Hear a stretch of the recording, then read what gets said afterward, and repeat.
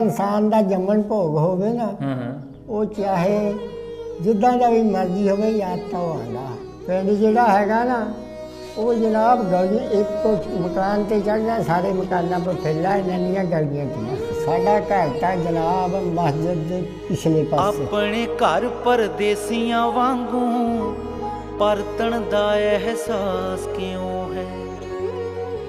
ਮੈਂ 47 ਮਗਰੋਂ ਜੰਮਿਆ, ਮੇਰੇ ਪਿੰਡੇ ਲਾਸ ਕਿਉਂ? ਮੀਰਪੁਰ ਦੇ ਵਿੱਚ ਨਾ ਤਰਖਾਨ ਹਰਨਾਮ ਸਿੰਘ ਦਾ, ਅੱਛਾ, ਇੱਕ ਮੋਤਾ ਸਿੰਘ, ਇੱਕ ਸੋਹਣ ਸਿੰਘ, ਜਲਵੰਤ ਸਿੰਘ, ਸੁੰਦਰ, ਦਸੌਂਦੀ, ਅੱਛਾ, ਢੇਰੂ, ਮੁਜ਼ੱਫਰਪੁਰ ਲੈ ਲਓ, ਮੰਗਲ ਸੌ, ਅੱਛਾ, ਗਦਰਬਾ, ਰਾਜਪੂਤ, ਗਾੜੀ, ਗਾੜੀ ਤਾਂ ਉਹਦੇ ਨਾਲ, ਅੱਛਾ, ਰਤਨਾ ਰਾਜਪੂਤ, ਗੰਗੂ ਤੇ ਮਨਸਾ, ਅੱਗੇ ਚੱਲ ਰਕਾਸਨ, ਅੱਛਾ, ਗੰਗਾ, ਉਹ ਵੀ ਰਾਜਪੂਤ। ਅੱਛਾ, ਇੱਕ ਤਾਂ ਕਰਮਾ ਮਹਿਦਪੁਰ, ਮਹਿਦਪੁਰ ਦਾ ਇੱਕੋ ਹੀ ਹੈ ਮੇਲਾ, ਤੁਸੀਂ ਬੀਰੋਆ, ਅੱਛਾ, ਜੀਨਾ, ਨੱਥਾ ਸੌ, ਮਿਕਨਾਤੀਸੀ ਖਿੱਚਦੀ ਸ਼ਕਤੀ ਸ਼ਹਿਰ ਲਾਹੌਰ ਚ ਖਾਸ ਕਿਉਂ? ਅੱਗੇ ਚਲੋ ਜੀ ਦੌਲਤਪੁਰ, ਗੇਂਦਾ ਸਿੰਘ ਜੈਲਦਾਰ, ਜਾਇਲੇ ਦੇ ਵਿੱਚ ਜਨਾਬ ਗਦਰਬਾ ਰਾਜਪੂਤ, ਅੱਛਾ, ਮੰਗਲ ਸੌ ਰਾਜਪੂਤ, ਹਾਕੋ ਰਾਜਪੂਤ, ਤੇ ਰੁਈਆ ਰਾਜਪੂਤ, ਤੇ ਬਾਕੀ ਲੈ ਲਓ ਤੁਸੀਂ ਨੰਦ ਸੌ ਰਾਜਪੂਤ, ਅੱਛਾ, ਹਾਂਜੀ, ਸ਼ੀਰਾ ਰਾਜਪੂਤ, ਦਬਾਨ, ਤਰਖਾਨ। ਬੀਰਵਾਲਾਂ ਦੇ ਵਿੱਚ ਦੋ ਬੰਦਿਆਂ ਦੇ ਮੈਂ ਨਾਂ ਜਾਣਦਾ, ਜੀਨਾ ਤੇ ਨੱਥਾ ਸੌ। ਕੋਟਾਲਾਂ ਦੇ ਵਿੱਚ 3-4 ਨਾਂ ਆ, ਬਾਬੂ, ਸੂਬੇਦਾਰ, ਵਤਨਾ। ਆਸ ਕਿਉਂ ਹੈ? ਸਾਡੇ ਪਿੰਡ ਦੀ ਸੰਤੀ ਵਰਗਾ ਮੈਲਾ ਸੂਟ ਇਹ ਨਾ ਤਾਂ ਪਾਇਆ, ਪੌਣੀ ਸਦੀ ਗਵਾਚਣ। ਤੇ ਉੱਥੇ ਕੋਈ ਸੁਨੇਹਾ ਭੇਜਣਾ ਤੇ ਦੱਸੋ। ਤੂੰ ਸਾਰਿਆਂ ਨੂੰ ਸਾਡਾ ਦੁਆ ਸਲਾਮ ਦੇ ਦੇ। ਸਾਰਿਆਂ ਦੇ ਦੀ ਜਿਹੜਾ ਹਾਏ ਵਤਨ, ਹਾਏ ਹਾਏ ਵਤਨ। ਪੌਣੀ ਸਦੀ ਗਵਾਚਣ ਮਗਰੋਂ ਰਾਵੀ ਪਾਰ ਲਿਬਾਸ ਕਿਉਂ? ਜਬੀ ਲਹਿਰ ਵੇਖ ਰਹੇ ਸਾਰੇ ਹੀ ਸਰੋਤਿਆਂ ਨੂੰ ਬਹੁਤ ਸਾਰਾ ਸਲਾਮ ਤੇ ਪਿਆਰ ਭਰੀ ਸਤਿ ਸ਼੍ਰੀ ਅਕਾਲ ਜੀ। ਮੈਂ ਤੁਹਾਡਾ ਵੀਰ ਭੁਪਿੰਦਰ ਸਿੰਘ ਲਵਲੀ, ਔਰ ਜਿਸ ਤਰ੍ਹਾਂ ਆਪ ਸਭ ਜਾਣਦੇ ਹੋ ਕਿ ਅਸੀਂ 47 ਦੇ ਵਿਸ਼ੇ ਤੇ ਗੱਲਬਾਤ ਕਰਦੇ ਹਾਂ, ਕਿਉਂਕਿ 1947 ਦੇ ਵਿੱਚ ਦੁਨੀਆ ਦੇ ਨਕਸ਼ੇ ਉੱਪਰ ਦੋ ਮੁਲਕ ਤਾਂ ਸਾਹਮਣੇ ਆ ਚੁੱਕੇ ਸੀ। ਆਜ਼ਾਦੀ ਤਾਂ ਮਿਲ ਗਈ ਸੀ, ਲੇਕਿਨ ਉਸ ਆਜ਼ਾਦੀ ਲਈ ਸਾਨੂੰ ਬਹੁਤ ਵੱਡਾ ਖਮਿਆਜ਼ਾ ਭੁਗਤਣਾ ਪਿਆ। ਹਜ਼ਾਰਾਂ ਹੀ ਲੋਕ ਜਿਹੜੇ ਨੇ ਉਹਨਾਂ ਦੀ ਮੌਤ ਹੋਈ, ਲਗਭਗ 1 ਕਰੋੜ ਲੋਕਾਂ ਦੀ ਹਿਜਰਤ ਹੋਈ ਜਿਨ੍ਹਾਂ ਨੂੰ ਘਰ-ਬਾਰ ਛੱਡ ਕੇ ਜਾਣਾ ਪਿਆ, ਔਰ ਇਸੇ ਤਰ੍ਹਾਂ ਬੱਚਿਆਂ ਨੂੰ, ਔਰਤਾਂ ਨੂੰ ਵੀ ਨਹੀਂ ਬਖਸ਼ਿਆ ਗਿਆ। ਆਖਰ ਇਹ ਸਭ ਕੁਝ ਕਿਉਂ ਹੋਇਆ? ਇਹਨਾਂ ਸਵਾਲਾਂ ਦੇ ਜਵਾਬ ਲਈ ਅਸੀਂ ਵੱਖ-ਵੱਖ ਪਿੰਡਾਂ 'ਚ ਜਾਂਦੇ ਹਾਂ, ਔਰ ਉਸ ਦੌਰ ਦੇ ਆਈ ਵਿਟਨੈਸ ਦੇ ਰਾਹੀਂ ਜਿਹੜੀ ਹੈ ਉਹ ਗੱਲਬਾਤ ਨਾ ਸਿਰਫ ਸੇਵ ਕਰਦੇ ਹਾਂ, ਬਲਕਿ ਆਉਣ ਵਾਲੀ ਪੀੜ੍ਹੀ ਤੱਕ ਵੀ ਪਹੁੰਚਾਉਂਦੇ ਹਾਂ। ਕੋਸ਼ਿਸ਼ ਇਹ ਵੀ ਹੁੰਦੀ ਹੈ ਕਿ ਨਾ ਸਿਰਫ ਬਾਰਡਰ ਦੇ ਇਸ ਪਾਰ, ਬਲਕਿ ਦੋਵਾਂ ਪਾਸੇ ਜਿਹੜੀ ਹੈ ਉਹ ਗੱਲਬਾਤ ਜਾਵੇ। ਜੋ ਪੁਰਾਣੀ ਸਾਡੀ ਸਾਂਝ ਸੀ 1947 ਤੋਂ ਪਹਿਲੇ ਦੀ, ਉਹਦੇ ਉੱਪਰ ਵੀ ਗੱਲਬਾਤ ਕਰਦੇ ਹਾਂ, ਔਰ ਜੋ 47 ਦੇ ਵਿੱਚ ਹੋਇਆ ਉਹ ਵੀ ਇਹਨਾਂ ਹੀ ਆਈ ਵਿਟਨੈਸ ਰਾਹੀਂ ਜਿਹੜੀ ਹੈ ਉਹ ਆਉਣ ਵਾਲੀ ਪੀੜ੍ਹੀ ਤੱਕ ਗੱਲਬਾਤ ਪਹੁੰਚਾਈ ਦੀ। ਬਜ਼ੁਰਗੋ, ਕੀ ਹਾਲ ਚਾਲ ਜੇ ਤੁਹਾਡਾ? ਠੀਕ ਠਾਕ ਹੋ? ਹਾਂਜੀ, ਕੀ ਹਾਲ ਚਾਲ ਜੇ? ਮੈਂ ਕਿਹਾ ਤੁਹਾਡਾ ਠੀਕ ਹੈ। ਨਾਂ ਕੀ ਤੁਹਾਡਾ? ਵਲੀ ਮੁਹੰਮਦ। ਵਲੀ ਮੁਹੰਮਦ। ਤੇ ਤੁਹਾਡੇ ਵਾਲਦ ਸਾਹਿਬ ਦਾ? ਖੈਰਦੀਨ। ਖੈਰਦੀਨ। ਤੇ ਦਾਦਾ ਜੀ ਦਾ ਨਾਮ ਚੇਤੇ ਹੈ? ਚੰਦੂ। ਚੰਦੂ। ਬਜ਼ੁਰਗੋ, ਆਪਾਂ ਜਿਹੜੇ ਪਿੰਡ ਬੈਠੇ ਆ, ਆ ਪਿੰਡ ਦਾ ਕੀ ਨਾਮ ਆ? 27 27 ਚੱਕ, ਜੀਂਬੇ ਸ਼ਮਾਲੀ, ਰਾਮਸਰ। ਰਾਮਸਰ ਕਹਿੰਦੇ ਇਹਨੂੰ? ਅੱਛਾ। ਤੇ ਬਜ਼ੁਰਗੋ, ਤੁਸੀਂ ਇੱਥੋਂ ਦੇ ਵਸਿੰਦੇ ਹੋ ਕਿ ਉਧਰੋਂ ਆਏ ਹੋ? ਉਧਰੋਂ। ਉਧਰੋਂ ਆਏ ਹੋ। ਉਧਰ ਤੁਹਾਡਾ ਕਿਹੜਾ ਪਿੰਡ ਸੀਗਾ? ਹਾਂ, ਉਧਰ ਤੁਹਾਡਾ ਕਿਹੜਾ ਪਿੰਡ ਸੀਗਾ? ਮੀਰਪੁਰ। ਮੀਰਪੁਰ।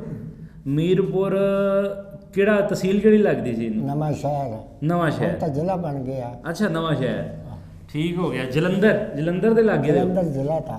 ਅੱਛਾ, ਜ਼ਿਲ੍ਹਾ ਥਾਣਾ ਰਾਹੋਂ ਤਾਂ। ਰਾਹੋ। ਆ ਮੀਰਪੁਰ ਦੇ ਲਾਗੇ ਕਿਹੜੇ ਕਿਹੜੇ ਪਿੰਡ ਸੀਗੇ? ਮੈਂ ਤੁਹਾਨੂੰ ਬਣਾ ਦੇਣਾ ਸਾਰੇ। ਸਾਰੇ ਦੱਸੋ ਜੀ। ਬੰਦੇ ਵੀ ਲਿਖਾ ਦਊਂਗਾ। ਅੱਛਾ, ਸਾਰਾ ਕੁਝ ਯਾਦ ਆ? ਹਾਂ, ਮੈਂ ਕਿਹਾ ਸਾਰਾ ਯਾਦ ਆ। ਹਾਂ। ਉਮਰ ਕਿੰਨੀ ਸੀ ਤੁਹਾਡੀ? 15।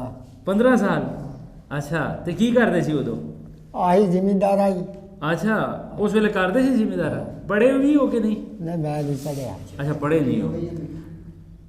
ਅੱਛਾ, ਤੇ ਜਿਹੜੇ ਤੁਹਾਡੇ ਲਾਗੇ ਲਾਗੇ ਪਿੰਡ ਸੀਗੇ ਉਹਨਾਂ ਦੇ ਵੀ ਨਾਂ ਦੱਸੋ, ਤੇ ਜਿਹੜੇ ਉੱਥੇ ਲੋਕ ਰਹਿੰਦੇ ਉਹ ਸੀ ਸਾਰੇ ਤੁਹਾਨੂੰ ਦੱਸੂਗਾ। ਦੱਸੋ। ਪਹਿਲਾਂ ਤਾਂ ਆਪਣੇ ਮੀਰਪੁਰ ਦਾ ਤੁਹਾਨੂੰ ਦੱਸਦਾ। ਠੀਕ ਹੋ ਗਿਆ। ਮੀਰਪੁਰ ਦੇ ਵਿੱਚ ਨਾ ਹੂੰ। ਤਰਖਾਣ ਹਰਨਾਮ ਸਿੰਘ ਤਾ, ਅੱਛਾ ਇੱਕ ਮੋਤਾ ਸਿੰਘ, ਅੱਛਾ। ਇੱਕ ਸੋਹਣ ਸਿੰਘ, ਹੂੰ। ਹਾਂਜੀ, ਤੇ ਜਲਵੰਤ ਸਿੰਘ, ਅੱਛਾ ਤੇ ਇਸ ਤਰ੍ਹਾਂ ਨਾਂ ਤੇ ਸੁੰਦਰ, ਅੱਛਾ ਤੇ ਬਾਕੀ ਲੈ ਲਾ ਤੁਸੀਂ ਦਸੌਂਦੀ, ਅੱਛਾ। ਢੇਰੂ, ਆਹਾ।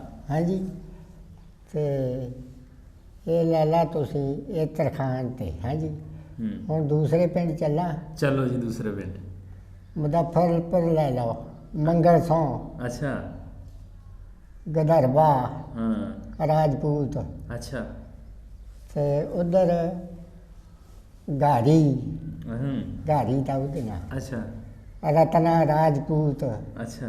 ਹਾਂਜੀ, ਤੇ ਬਾਕੀ ਲੈ ਲਾ ਗੰਗੂ, ਹੂੰ। ਥੇ ਸੈਣੀ, ਅੱਛਾ ਗੰਗੂ।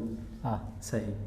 ਬਾਕੀ ਲੈ ਲਾ ਤੂੰ ਇਹ ਜਨਾਬ ਰਾ ਗੰਗੂ ਤੇ ਮਨਸਾ, ਮਨਸਾ। ਅੱਛਾ। ਤੇ ਉਧਰ ਲੈ ਲਾ ਤੂੰ ਰਤਨਾ ਗਿਣ ਲਿਆ, ਅੱਛਾ। ਰਾਜਪੂਤ ਤਾਂ ਉਹ, ਹੂੰ ਹੂੰ ਹੂੰ। ਤੇ ਅੱਗੇ ਚੱਲ ਰਕਾਸਣ, ਅੱਛਾ। ਗੰਗਾ, ਹੂੰ। ਉਹ ਵੀ ਰਾਜਪੂਤ, ਅੱਛਾ ਇੱਕ ਤਾਂ ਕਰਮਾ, ਅੱਛਾ। ਉਹ ਸੈਣੀ ਦਾ, ਸੈਣੀ ਦਾ। ਅੱਛਾ। ਤੇ ਉੱਥੇ ਦੇ ਤਾਂ ਦੋਏ ਆ, ਹਾਂ। ਹਾਂਜੀ। ਅੱਗੇ ਚੱਲੋ ਜਨਾਬ ਮਹਿਦਪੁਰ, ਹੂੰ। ਮਹਿਦਪੁਰ ਦਾ ਇੱਕੋ ਹੀ ਆ ਮੇਲਾ, ਮੇਲਾ ਮਹਿਦਪੁਰ। ਮਹਿਦਪੁਰ। ਅੱਛਾ ਬਾਕੀ ਚਲੋ ਤੁਸੀਂ ਬੀਰੋਵਾਲ, ਅੱਛਾ। ਗੀਨਾ, ਹੂੰ। ਨੱਥਾ ਸੌ, ਅੱਛਾ ਹਾਂਜੀ, ਤੇ ਇਹ ਮੈਨੂੰ ਦੋਏ ਯਾਦ ਆ। ਅੱਛਾ। ਅੱਗੇ ਚਲੋ ਜੀ ਆਪਣੇ ਦੌਲਤਪੁਰ, ਗੇਂਦਾ ਸਿੰਘ ਜੈਲਦਾਰ, ਅੱਛਾ। ਹਾਂਜੀ, ਹੂੰ। ਤੇ ਜਾਲਨੀ ਦੇ ਵਿੱਚ ਇੱਕ ਦਬਾਨ, ਤਰਖਾਣ, ਹੂੰ। ਹਾਂਜੀ, ਤੇ ਫਿਰ ਲੈ ਲਓ ਜੀ ਜਾਲਾ, ਜਾਲੇ ਦੇ ਵਿੱਚ ਜਨਾਬ ਗਦਰਬਾ ਰਾਜਪੂਤ, ਅੱਛਾ। ਮੰਗਲ ਸੌ ਰਾਜਪੂਤ, ਹਾਂ। ਹਾਕੋ ਰਾਜਪੂਤ, ਅੱਛਾ। ਤੇ ਰੁਈਆ ਰਾਜਪੂਤ, ਹੂੰ। ਤੇ ਬਾਕੀ ਲੈ ਲਓ ਤੁਸੀਂ ਨੰਦ ਸੌ ਰਾਜਪੂਤ, ਅੱਛਾ। ਹਾਂਜੀ, ਤੇ ਹੋਰ ਜਨਾਬ ਹੀਰਾ ਰਾਜਪੂਤ, ਹੂੰ। ਹਾਂਜੀ, ਤੇ ਇਸ ਤਰ੍ਹਾਂ ਥੇ ਜੀ ਪਿੰਡ ਇਹ, ਹੂੰ।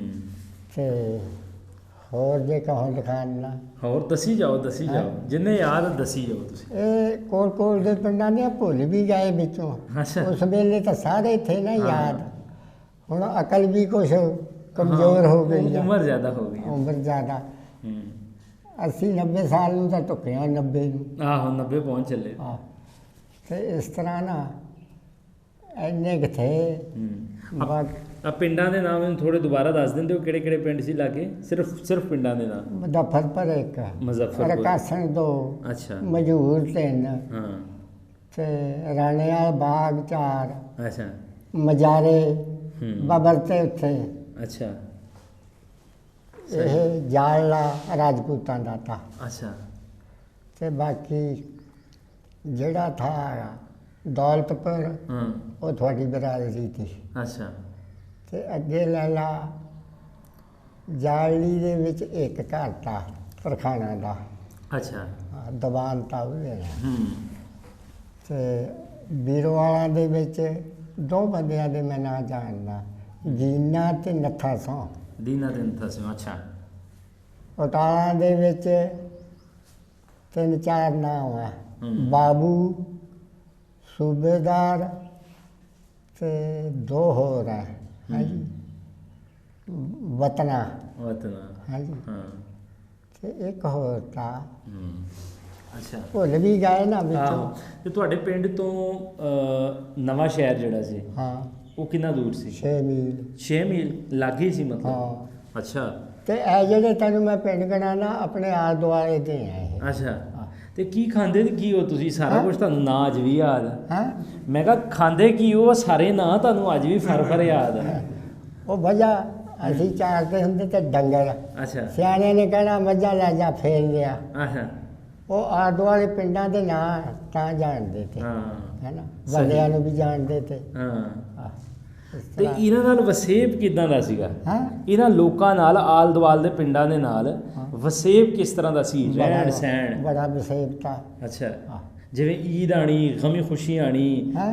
ਈਦ ਆਣੀ, ਗਮੀ ਖੁਸ਼ੀ ਹੋਣੀ, ਸ਼ਬਰਾਤ ਆਉਣੀ, ਤੇ ਉਸ ਵੇਲੇ ਕੀ ਹਾਲਾਤ ਹੁੰਦੇ ਸੀਗੇ? ਉਸ ਵੇਲੇ ਬੜੇ ਹਾਲਾਤ ਤੇ ਉਹ ਵੀ ਆਪਣੇ ਦੇਸੇ ਤੇ ਦਿਵਾਲੀ ਨੂੰ ਹਾਂ ਹਾਂ ਜਿਨ੍ਹਾਂ ਨਾਲ ਜ਼ਿਆਦਾ ਪ੍ਰੇਮ ਤਾਂ ਉਹਨਾਂ ਨੂੰ ਜਲੇਬੀਆਂ ਮਠਿਆਈ ਦੇ ਜਾਂਦੇ ਤੇ ਅੱਛਾ ਸਾਡੇ ਲੋਕ ਵੀ ਦੇ ਆਂਦੇ ਤੇ। ਅੱਛਾ ਇਸ ਤਰ੍ਹਾਂ ਥਾ। ਕਦੀ 47 ਤੋਂ ਪਹਿਲੇ ਇੰਜ ਤੇ ਨਹੀਂ ਹੋਇਆ ਕਿ ਸਿੱਖਾਂ ਨੇ ਜਾਂ ਹਿੰਦੂਆਂ ਨੇ ਮੁਸਲਮਾਨਾਂ ਨੂੰ ਕੁਛ ਕਿਹਾ ਹੋਵੇ, ਜਾਂ ਮੁਸਲਮਾਨਾਂ ਦੀ ਸਿੱਖਾਂ ਤੇ ਹਿੰਦੂਆਂ ਨਾਲ ਕਿਸੇ ਗੱਲ ਤੇ ਲੜਾਈ ਹੋਈ ਹੋਵੇ? ਸਾਡੀ ਲੜਾਈ ਹੋਈ ਆ ਅੱਛਾ ਜਦ ਉੱਠੇ ਆ। ਉਹ ਤੋਂ ਪਹਿਲੇ ਤੇ ਨਹੀਂ ਹੋਈ? ਨਹੀਂ ਨਹੀਂ ਉਂਝ ਤਾਂ ਫਿਰ ਬੰਨੇ ਬਸੀਮੇ ਨਾਲ ਮਾੜੀਆਂ ਮੋਟੀਆਂ ਹੁੰਦੀਆਂ ਹੀ ਰਹਿੰਦੀਆਂ। ਆਹੋ ਛੋਟੀਆਂ ਮੋਟੀਆਂ ਗੱਲਾਂ ਤੇ ਹੁੰਦੀਆਂ, ਪਰ ਮਜ਼ਹਬ ਦੀ ਬੁਨਿਆਦ ਤੇ ਕਦੀ ਤੇ ਨਹੀਂ ਹੋਈ। ਨਹੀਂ ਅੱਛਾ ਤੇ ਬਜ਼ੁਰਗੋ ਪਿੰਡ ਤੁਹਾਡਾ ਕਿਸ ਤਰ੍ਹਾਂ ਦਾ ਸੀਗਾ? ਪਿੰਡ 'ਚ ਵਸੇਬ ਕਿਸ ਤਰ੍ਹਾਂ ਦਾ ਸੀ? ਤੁਹਾਡਾ ਘਰ ਕਿੱਥੇ ਕਰਕੇ ਸੀਗਾ? ਸਾਡਾ ਘਰ ਤਾਂ ਜਨਾਬ ਮਸਜਿਦ ਦੇ ਪਿਛਲੇ ਪਾਸੇ ਥੇ। ਉਸ ਵੇਲੇ ਕੱਚੇ ਮਕਾਨ ਤੇ ਅੱਛਾ। ਜਾਂ ਗਲਾਫੀ ਕਰ ਲਈਆਂ, ਬਾਹਰ ਪੱਕੀ ਲਾ ਲਈ, ਅੰਦਰੋਂ ਆਰ ਕੱਚੀ ਲਾ ਲਈ। ਅੱਛਾ ਇਸ ਤਰ੍ਹਾਂ ਦੇ ਵਸੇਬ ਤੇ ਛੋਟੀਆਂ ਗਲੀਆਂ ਤੀਆਂ। ਪੁਰਾਣਾ ਪਿੰਡ ਤਾਂ। ਪੁਰਾਣਾ ਪਿੰਡ ਦਾ, ਆਹ। ਠੀਕ ਹੈ। ਘਰ ਥਾਂ 4 ਨੰਬਰਦਾਰੀਆਂ ਤੀਆਂ। ਹਾਂ ਕਿਹੜੇ ਕਿਹੜੇ ਨੰਬਰਦਾਰ ਸੀ? ਨੰਬਰਦਾਰ ਇੱਕ ਭਾਰਾ ਤਾ, ਅੱਛਾ ਇੱਕ ਗੁਲਾਮਦੀਨ ਤਾ, ਹੂੰ ਇੱਕ ਦਾਨ ਤਾ, ਇੱਕ ਇਬਰਾਹੀਮ ਤਾ। ਉਹ ਜਨਾਬ ਗਲੀਆਂ ਇੱਕ ਕੋ ਮਕਾਨ ਤੇ ਚੜ੍ਹਦਾ, ਸਾਰੇ ਮਕਾਨਾਂ ਪਰ ਫੈਲਾ ਇੰਨੀਆਂ ਗਲੀਆਂ ਤੀਆਂ ਅੱਛਾ ਛੋਟੀਆਂ। ਸਹੀ। ਆਹ ਹੁਣ ਤਾਂ ਉਹਨਾਂ ਨੇ ਢਾਹ ਕੇ ਬਾਜ਼ਾਰ ਬਣਾ ਦਿੱਤੇ ਨਾ।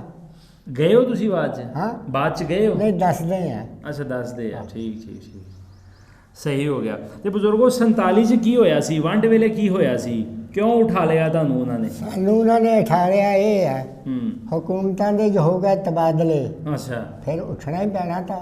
ਹਾਂ ਤੇ ਸਾਡਾ ਪਿੰਡ ਤਾਂ ਬੜਾ, ਅੱਛਾ ਇਹ ਡਰਦੇ ਵੀ ਕਿਸੇ ਤੇ ਨਸਤੇ। ਉਹਨਾਂ ਨੇ ਕਿਹਾ ਇਹਨਾਂ ਤੇ ਕਰੋ ਹਮਲਾ। ਇਹ ਉੱਠ ਖੜੇ, ਸਾਰੇ ਹੀ ਉੱਠ ਖੜੂਗੇ। ਅੱਛਾ ਜਾਂ ਸਾਡੇ ਪਿੰਡ ਤੇ ਹਮਲਾ ਹੋਇਆ, 4 ਚਫੇਰੇ ਤੇ ਪਏ ਬੰਦੇ। ਅੱਛਾ ਉਦੋਂ ਸਾਡੇ 80 ਜੀ ਕਤਲ ਹੋਏ ਆ। ਓਏ ਹੋਏ ਹੋਏ। ਹਾਂਜੀ ਤੇ ਫਿਰ ਲਾਗੇ ਸਾਡੇ ਦਰਿਆ ਤਾ, ਦਰਿਆ ਵੱਲ ਨੂੰ ਨਿਕਲਦਾ। ਅੱਛਾ ਉਧਰ ਨਹੀਂ ਫਿਰ ਆਏ ਉਹ। ਕਿਹੜਾ ਦਰਿਆ ਕਿਹੜਾ ਥਾ? ਸਤਲੁਜ। ਸਤਲੁਜ ਤੁਹਾਡੇ ਲਾਗੇ ਸੀਗਾ? ਅੱਛਾ ਤੇ ਉਹ ਉਸ ਵੇਲੇ ਮਾਹੌਲ ਕਿਉਂ ਇਸ ਤਰ੍ਹਾਂ ਦਾ ਬਣ ਗਿਆ? ਇੱਕ ਦੂਸਰੇ ਦੇ ਹਮਲੇ ਕਿਉਂ ਸ਼ੁਰੂ ਹੋ ਗਏ? ਉਹ ਮਾਹੌਲ ਇਸ ਤਰ੍ਹਾਂ ਬਣਿਆ ਨਾ, ਪਹਿਲੇ ਸ਼ਰਾਰਤ ਹੋ ਗਈ, ਇੱਧਰੋਂ ਹੋਈ ਜਾਂ ਉੱਧਰੋਂ ਹੋਈ। ਫਿਰ ਚੱਲ ਸੋ ਚੱਲ ਮਾਂ ਉਹਨਾਂ ਨੇ ਕਿਹਾ ਇਹਨਾਂ ਨੂੰ ਮਾਰ ਦੋ, ਇਹ ਕਹਿੰਦੇ ਤੇ ਇਹਨਾਂ ਨੂੰ ਮਾਰ ਦੋ। ਲਾ ਅੱਛਾ ਹਾਂ ਹਾਂ ਹਲਾ ਨਾ ਕੋ ਲੈਣਾ ਨਾ ਕੋ ਦੇਣਾ, ਹਾਂ ਹੈ ਨਾ। ਹਾਲਾ ਚਾਹੀਦੇ ਤਾਂ ਸਭ ਪ੍ਰੇਮ ਨਾਲ, ਤੇ ਤੁਸੀਂ ਹੁਣ ਇੱਥੋਂ ਚਲੇ ਜਾਣਾ। ਤੁਹਾਨੂੰ ਪ੍ਰੇਮ ਨਾਲ ਜਾਣਾ ਚਾਹੀਦਾ ਤਾਂ, ਛੱਡਣਾ ਚਾਹੀਦਾ ਤਾਂ, ਸਾਨੂੰ ਵੀ ਇਸੇ ਤਰ੍ਹਾਂ ਚਾਹੀਦਾ ਤਾਂ। ਫਿਰ ਤਾਂ ਉਹ ਧਰਤੀ ਖਾਣੇ ਨੂੰ ਆਂਦੀ ਸੀ। ਆਹੋ ਜਾਂ ਮਾਰ ਵੱਢ ਜੋ ਪੈ ਗਈ। ਆਹੋ 80 ਜੀ ਸਾਡੇ ਪਿੰਡ ਦੇ ਕਤਲ ਹੋਏ ਤੇ। ਕੋਈ ਤੁਹਾਡਾ ਆਪਣਾ ਵੀ ਕੋਈ ਘਰ ਪਰਿਵਾਰ ਦਾ ਆਪਣਾ ਜੀ ਤੇ ਨਹੀਂ ਕਤਲ ਹੋਇਆ? ਨਹੀਂ ਬਚ ਗਏ। ਬਚ ਗਏ। ਤੇ ਉਹ ਕਿਸ ਟਾਈਮ ਹਮਲਾ ਕਿਸ ਟਾਈਮ ਹੋਇਆ ਸੀ? ਹਮਲਾ ਹੋਇਆ ਛੋਟਾ ਜਿਹਾ ਦਿਨ ਤਾਂ। ਅੱਛਾ ਜਿਸ ਵੇਲੇ ਹਮਲਾ ਹੋਇਆ ਆਂਦਿਆਂ ਨੇ ਉਹਨਾਂ ਨੇ ਨਾ ਬਾਹਰ ਜਿਹੜੇ ਤੂੜੀ ਦੇ ਗੁੱਪ ਤੇ ਮੂਸਲ, ਹਾਂ ਹਾਂ ਉਹਨਾਂ ਨੂੰ ਅੱਗਾਂ ਲਾਤੀਆਂ। ਅੱਛਾ ਤੇ ਹੋਰ ਜਿਹੜੀ ਸੁੱਕੀ ਚੀਜ਼ ਸੀ ਉਹਨੂੰ ਅੱਗਾਂ ਲਾਤੀਆਂ। ਇੱਕ ਉਹਨਾਂ ਨੇ ਮਿਹਰਬਾਨੀ ਕੀਤੀ ਆ, ਜਿਹੜਾ ਮਾਲ ਤਾਂ ਨਾ ਉਹਦੇ ਰੱਸੇ ਖੋਲੀ ਗਏ ਆ ਤੇ ਕੋਈ ਰੱਖੇ ਜਲ ਨਾ ਜਾਵੇ। ਹਾਂ ਹਾਂ ਜਿਹੜਾ ਸੰਗਲ ਤਾਂ ਉਹ ਖੋਲ ਦੇਣਾ ਮੱਝ ਦਾ, ਦੁਆਂ ਦੇ ਰੱਸੇ ਤੇ ਉਹ ਵੱਢ ਦੇਣੇ। ਅੱਛਾ ਇਸ ਤਰ੍ਹਾਂ ਮਾਲ ਉਹਨਾਂ ਨੇ ਬਚਾ ਲਿਆ। ਮਾਲ ਬਚ ਗਿਆ ਤੁਹਾਡਾ। ਤੇ ਜਦੋਂ ਤੁਸੀਂ ਪਿੰਡ ਤੋਂ ਨਿਕਲੇ ਹੋ, ਦਿਲ ਕਰਦਾ ਸੀ ਕਿ ਉਹ ਤੁਸੀਂ ਸਾਰਾ ਕੁਝ ਜਿਹੜਾ ਪਿੰਡ ਆਪਣੇ ਹੱਥੀਂ ਵਸਾਇਆ ਉਹ ਤੁਹਾਡੇ ਸਾਹਮਣੇ ਜਿਹੜਾ ਉਹਨੂੰ ਅੱਗਾਂ ਲੱਗ ਗਈਆਂ, ਤੇ ਦਿਲ ਕਰਦਾ ਸੀ ਉੱਥੋਂ ਨਿਕਲਣ ਦਾ? ਕਈ ਸ਼ੈ ਨਹੀਂ ਚੱਕੀ ਕਿਸੇ ਨੇ। ਅੱਛਾ ਤੇ ਇੰਨੀ ਸ਼ੈ ਵੀ ਜਿੱਥੇ ਕੋਈ ਥਾਂ ਨਾ ਉੱਥੋਂ ਹੀ ਭੱਜ ਪਿਆ। ਹਾਂ 4 ਚਫੇਰੇ ਦੇ ਚ ਪਏ ਪਿੰਡ। ਤੇ ਪਤਾ ਹੈ ਸੀ ਕਿ ਹਮਲਾ ਹੋਣਾ ਵਾ ਜਾਂ ਕੋਈ ਇਸ ਤਰ੍ਹਾਂ? ਕੋਈ ਪਤਾ ਹੀ ਨਹੀਂ ਕਿ ਹਮਲਾ ਹੋਣਾ। ਕੋਈ ਪਤਾ ਹੈ ਸੀ ਪਾਕਿਸਤਾਨ ਬਣਿਆ, ਹਿੰਦੁਸਤਾਨ ਬਣਿਆ? ਉਹ ਪਤਾ ਥਾ, ਬੰਦੇ ਵਿੱਚ ਮੰਨਦੇ ਹੀ ਨਹੀਂ ਚੱਲਾ, ਕਿੱਥੇ ਨੂੰ ਚਲੇ ਜਾਣਾ। ਹਾਂ ਇੱਥੇ ਸਦੀਆਂ ਦੇ ਬੈਠੇ ਆ। ਸਦੀਆਂ ਦੇ ਬੈਠੇ ਆ। ਹਾਂ ਆਏ ਹਾਏ। ਫਿਰ ਕਿੱਦਾਂ ਦਾ ਮਾਹੌਲ ਸੀ ਪਿੰਡ ਦੇ? ਉੱਠ ਕੋ ਜਦੋਂ ਤੁਸੀਂ ਦਰਿਆ ਲਗਏ ਹੋ ਸਤਲੁਜ ਜਲ, ਫਿਰ ਕਿਸ ਤਰ੍ਹਾਂ ਖਾਦਾ ਪੀਤਾ, ਕੀ ਗੁਜ਼ਾਰਾ ਕਿੱਦਾਂ ਹੋਇਆ?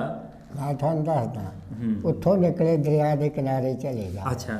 ਉਹ ਜਿਹੜੇ ਦਰਿਆ ਦੇ ਕਿਨਾਰੇ ਪਿੰਡ ਤੇ ਨਾ, ਉਹਨਾਂ ਦੇ ਦਾਣਾ ਫੱਕਾ ਖਾਂਦੇ ਰਹੇ। ਫਿਰ ਕੈਂਪ ਬਣ ਗਏ, ਅੱਛਾ। ਰਾਹੋਂ ਕੈਂਪ ਬਣਿਆ। ਆਹੋ ਰਾਹੋਂ, ਅੱਛਾ। ਫਿਰ ਰਾਹੋਂ ਤੇ ਬਰਾਮ ਆ ਗਿਆ, ਉੱਥੇ ਰਹੇ ਅਸੀਂ 25 ਦਿਨ। ਅੱਛਾ। ਉੱਥੇ ਫਿਰ ਇੱਧਰੋਂ ਆਟਾ ਵੀ ਗਿਆ, ਹੈ ਨਾ। ਉਹ ਆਟਾ ਦਿੱਤਾ ਕੈਂਪ ਨੂੰ ਉਹਨਾਂ ਨੇ। ਅੱਛਾ। ਫਿਰ ਚੱਲ ਪਏ। ਉੱਥੋਂ ਜਨਾਬ ਅਸੀਂ 2-3 ਮੰਜ਼ਲਾਂ ਕੀਤੀਆਂ। ਅੱਛਾ। ਅੰਮ੍ਰਿਤਸਰ ਤੇ ਪਰੇ ਇੱਕ ਮੰਜ਼ਲ ਰਹਿੰਦੀ ਸੀ। ਫਿਰ ਤੁਹਾਡੀ ਬਰਾਦਰੀ ਦੇ ਟਰੱਕ ਆਏ। ਅੱਛਾ। 40-45। ਇਹ ਸਾਡੀ ਹਕੂਮਤ ਨੇ ਕਿਹਾ ਵੀ ਇੱਧਰੋਂ ਸਾਡੇ ਬੰਦੇ ਲਈ ਜਾਓ, ਇੱਧਰੋਂ ਆਪਣੇ ਲਈ ਜਾਓ। ਹਾਂ। ਉਹਨਾਂ ਨੇ ਫਿਰ ਕਿਹਾ ਚੜ੍ਹ ਜਾਓ ਜਿਹਨੇ ਚੜ੍ਹਨਾ।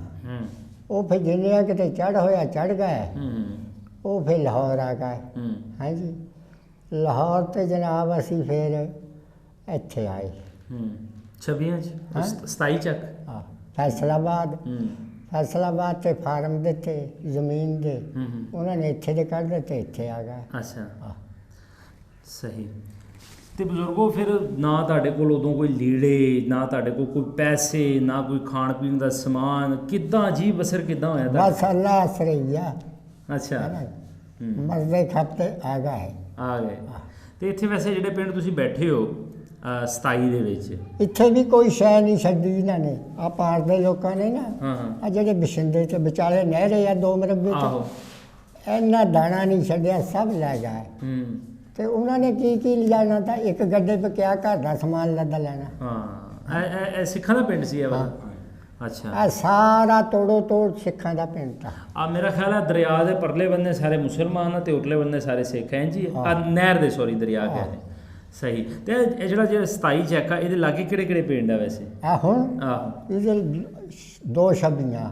ਅੱਛਾ। ਬਕਾਲਾ, ਖੁਦਪੁਰ ਮਾਂਗਾ, ਘਿਆਲਾ, 2 ਨਤੀਆਂ, 28। ਹਾਂਜੀ। ਸਹੀ। ਇਹ ਪਿੰਡੋਂ ਆ ਸਾਡੇ ਲਾਗੇ ਲਾਗੇ ਲਾਗੇ ਲੱਗਦੇ ਆ ਇਹਨਾਂ ਦੇ ਸਾਨੂੰ। ਸਹੀ। ਬਾਕੀ ਉਹਨਾਂ ਤੇ ਹਟ ਕੇ ਆ ਥੋੜ੍ਹੇ। ਵਧੀਆ ਹੋ ਗਿਆ। ਅੱਛਾ ਬਜ਼ੁਰਗੋ, ਤੇ ਹੁਣ ਉਹ ਪਿੰਡ ਚੇਤੇ ਆਂਦਾ ਵਾ? ਹਾਂ, ਉਹ ਪਿੰਡ ਚੇਤੇ ਆਂਦਾ ਤੁਹਾਨੂੰ? ਮੀਰਪੁਰ ਚੇਤੇ ਤਾਂ ਆਂਦਾ ਹੀ ਆ, ਹੁਣ ਕਰਨਾ ਕੀ ਆ। ਵੈਸੇ ਯਾਦ ਜਿੱਥੇ ਦਾ ਇਨਸਾਨ ਦਾ ਜੰਮਣ ਭੋਗ ਹੋਵੇ ਨਾ, ਉਹ ਚਾਹੇ ਜਿੱਦਾਂ ਦਾ ਵੀ ਮਰਜ਼ੀ ਹੋਵੇ, ਯਾਦ ਤਾਂ ਉਹ ਆਂਦਾ ਵਾ ਯਾਰ। ਦਿਲ ਕਰਦਾ ਵੇਖ ਆਈਏ। ਜਿਸ ਤਰ੍ਹਾਂ ਇੱਕ ਉਹ ਬਬਈਆ ਤਾਂ ਨਾ, ਹਾਂ, ਉਹ ਕੋਈ ਲੈ ਗਿਆ ਫੜ ਕੇ। ਅੱਛਾ। ਉਹਨੇ ਕਹਿਣਾ ਹਾਏ ਵਤਨ, ਹਾਏ ਵਤਨ। ਉਹਨੇ ਕਿਹਾ ਯਾਰ ਜਿਹੜਾ ਫੜ ਕੇ ਲਿਆ ਇਹਦਾ ਵਤਨ ਤਾਂ ਦੇਖੀਏ। ਉਹ ਜਨਾਬ ਨਾ ਉੜਿਆ, ਮਗਰ ਉਹ ਤੋਂ ਚੱਲ ਪਿਆ। ਅੱਗੇ ਦਰਿਆ ਦੇ ਕਿਨਾਰੇ ਇੱਕ ਝਾਊ ਦਾ ਬੂਝਾ, ਜਾਣਨਾ ਝਾਊ? ਹਾਂਜੀ। ਝਾਊ। ਹਾਂਜੀ, ਝਾਊ। ਹਾਂ। ਅੱਛਾ। ਉਹਦੇ ਨਾਲ ਉਹਦਾ ਹਲਣਾ। ਅੱਛਾ। ਉੱਥੇ ਬਹਿ ਗਿਆ, ਹਵਾ ਆਵੇ ਕਦੇ ਐ ਹਲਾਰੇ ਖਾਵੇ ਕਦੇ ਐ। ਵਤਨ ਐਸੀ ਚੀਜ਼ ਆ, ਜਿੱਦਾਂ ਦਾ ਮਰਜ਼ੀ ਹੋਵੇ ਯਾਦ ਜ਼ਰੂਰ ਆਉਂਦਾ। ਐਵੇਂ ਜਿਵੇਂ ਵੇਲਾ ਬੰਦਾ ਬੈਠਾ ਹੋਵੇ ਤੇ ਦਿਮਾਗ ਉਹ ਪਿੰਡ ਦੀਆਂ ਗਲੀਆਂ 'ਚ ਜਿਹੜੇ ਨਾਂ ਤੁਸੀਂ ਲਏ ਉਹ ਸਾਰੇ ਪਿੰਡਾਂ 'ਚ ਪਹੁੰਚ ਜਾਂਦਾ ਦਿਮਾਗ। ਹੁਣ ਤੂੰ ਇਹ ਦੇਖ ਲਾ ਵੀ ਜਿਹੜੇ ਸਾਡੇ ਸਾਹਮਣੇ ਘਰ ਤੇ ਨਾ, ਉਹ ਅਸੀਂ ਦੇਖੇ ਹੀ ਨਹੀਂ। ਸਾਡਾ ਪਿੰਡ 25 ਥਾਈਂ ਹੋ ਗਿਆ, 26 ਥਾਈਂ। ਅੱਛਾ। ਜਿੱਧਰ ਨੂੰ ਕਿਸੇ ਦਾ ਮੂੰਹ ਹੋਇਆ ਉਧਰ ਜ਼ਮੀਨ ਲੈ ਲਈ। ਸਹੀ ਸਹੀ ਸਹੀ। ਇੱਥੇ ਅਸੀਂ 40 ਘਰ ਬਹਿ ਗਏ। 40 ਕੇ ਇਕੱਠੇ ਬੈਠੇ ਆ ਤਹਿਸੀਲ ਮੈਲਸੀ 'ਚ। ਅੱਛਾ, ਮੈਲਸੀ ਦੇ ਵਿੱਚ ਹੀ ਬੈਠੇ ਹੋ? ਠੀਕ ਹੈ। ਬਿਆੜੀ ਦਾ ਜ਼ਿਲ੍ਹਾ ਵਾ, ਤਹਿਸੀਲ ਉਹਨਾਂ ਦੀ ਮੈਲਸੀ ਆ। ਸਹੀ। ਐਸੇ ਤਰ੍ਹਾਂ ਕਿਤੇ 10, ਕਿਤੇ 5, ਕਿਤੇ 20। ਤੇ ਮੈਲਸੀ ਬੜੀ ਦੂਰ ਨਹੀਂ ਜਾ ਕੇ ਬਹਿ ਗਏ? ਉਹ ਤਾਂ ਪੰਜਾਬ ਦੀ ਅਖੀਰ ਬਣ ਜਾਂਦੀ ਹੈ। ਹਾਂ, ਮੈਲਸੀ ਮੈਂ ਕਿਹਾ ਬੜੀ ਦੂਰ ਨਹੀਂ ਬਹਿ ਗਏ? ਕੀ ਕਰਦਾ ਉਹ ਤੁਹਾਡੇ, ਮੈਂ ਕਿਹਾ ਮੈਲਸੀ 'ਚ ਬੜੇ ਦੂਰ ਨਹੀਂ ਬਹਿ ਗਏ ਜੀ? ਦੂਰ ਤੈਨੂੰ ਕਿਹਾ, ਖਾਸ ਰਿਸ਼ਤੇਦਾਰ ਸਾਡੇ ਨਾਨਕੇ ਉੱਥੇ ਬੈਠੇ, ਪਤਾ ਹੀ ਨਹੀਂ ਰਿਹਾ ਵੀ ਕਿੱਧਰ ਨੂੰ ਜਾਣਾ, ਜਿੱਧਰ ਨੂੰ ਕਿਸੇ ਦਾ ਮੂੰਹ ਹੋਇਆ ਹੋ ਗਿਆ। ਇੱਥੇ 40 ਘਰ ਆ ਗਏ ਸਾਡੇ, ਇੱਥੇ ਜ਼ਮੀਨਾਂ ਪੈ ਗਈਆਂ। ਸਹੀ। ਉਧਰ ਇੱਕ ਗਰੁੱਪ ਦੇ 40-50 ਘਰ ਆ, ਉਹ ਵੀ ਇਕੱਠੇ ਹੀ ਬਹਿ ਗਏ। ਉੱਥੇ ਸਾਡੇ ਨਾਨਕੇ ਆ, ਆਲੇ ਦੁਆਲੇ ਪਿੰਡਾਂ ਦੇ ਆ। ਉੱਥੇ ਸਾਡੇ ਹੈ 5-7 ਪਿੰਡ। 5-7 ਪਿੰਡ ਹੈਗੇ ਆ। ਸਹੀ। ਤੇ ਇੱਥੇ ਹੁਣ ਕਿੰਨੀ ਜ਼ਮੀਨ ਆ ਆਪਣੇ ਕੋਲ? ਹਾਂ, ਆਪਣੇ ਕੋਲ ਕਿੰਨੀ ਕੁ ਜ਼ਮੀਨ ਆ ਤੁਹਾਡੇ ਕੋਲ? ਇੱਥੇ ਜੀ ਜ਼ਮੀਨਾਂ ਉੱਥੇ ਦੇ ਨੰਬਰ ਜ਼ਿਆਦਾ ਆਏ ਆ। ਇੱਥੇ ਦੇ 81 ਨੰਬਰ ਤੇ ਸਾਡੇ 80 ਤੇ। ਅੱਛਾ। ਉਹ ਜਿਹੜੀ ਰਕਬਾ ਦਰਿਆ ਦਾ ਤਾਂ ਨਾ ਹੂੰ। ਉਹਦੇ 45-50 ਆਏ ਆ। ਅੱਛਾ। ਉਹਦੇ ਨੰਬਰ ਘੱਟ ਤੇ। ਉਹ ਪਾਣੀ ਤੁਹਾਡਾ ਚੰਗਾ ਸੀ ਨਾ ਜਲੰਧਰ ਵਾਲਾ। ਹਾਂ। ਹੂੰ। ਇਸ ਤਰ੍ਹਾਂ ਕਰਕੇ ਸਾਨੂੰ ਜ਼ਮੀਨਾਂ ਨਾ, ਸਾਡੇ ਦਾਦੇ ਨੂੰ ਜ਼ਮੀਨ ਸੀ 14 ਕਿੱਲੇ। ਅੱਛਾ। ਉਹ ਉਹਨੇ ਫਿਰ ਇੱਥੇ ਪਵਾ ਕੇ ਨਾ ਕੁਛ ਕਾਟ 'ਚ ਆ ਗਈ। ਹੂੰ। ਜਿਹੜੇ ਬਚੇ 10 ਕਿੱਲੇ ਹੂੰ। ਉਹਦੇ 2 ਪੁੱਤ ਤੇ ਇੱਕ ਸਾਡਾ ਪਿਓ, ਇੱਕ ਚਾਚਾ। ਹੂੰ। ਉਹਨੇ ਅੱਧੀ ਉਹਨੂੰ ਪਵਾਤੀ, ਅੱਧੀ ਸਾਨੂੰ ਪਵਾਤੀ। ਤੇ ਹੁਣ ਜੇ ਤੁਹਾਨੂੰ ਲੈ ਜਾਈਏ ਤੁਹਾਡੇ ਪਿੰਡ, ਹਾਂ ਜੇ ਤੁਹਾਨੂੰ ਲੈ ਜਾਈਏ ਮੀਰਪੁਰ, ਹਾਂ। ਚੱਲੋਗੇ?